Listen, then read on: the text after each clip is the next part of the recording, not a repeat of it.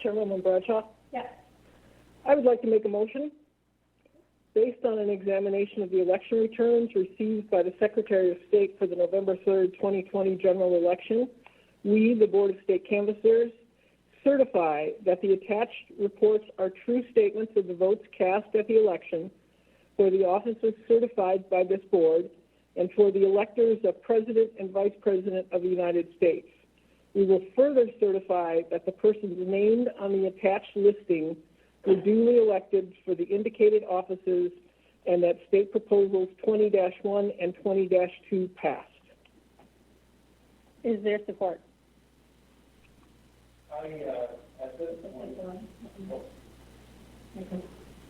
At this point, I would just request that we hear more public testimony and hear more from the people who have requested to speak here today. I'm not saying I'm for or against this motion right now, but at this point, we have a list of people ready to speak today. We have, I don't know how many members of the public who have signed up to speak, and I would just ask us to take some time, listen to them first, and then we can consider this motion. I would say that we put the motion on the floor and then we can discuss it. I would rather have it out front as opposed to the 780 or 800 public comments that are listed. I want to make a couple comments before we continue with our public comment. We do have over, I think the last count, over 500. And because of that, with permission of my board members, I think we're going to move it to about 1.5 minutes to 2 minutes. Norm?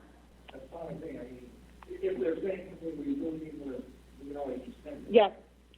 Just because we want to make sure that everyone's voice is heard, and I want to make sure that we go from there. But I want to make just a couple technical. Madam Chair, I'm never going to get this microphone thing right. I am never one who doesn't want to hear input from the public. We have a motion on the table. We have 500 people who wish to speak in front of us. We've now heard from a substantial number of them.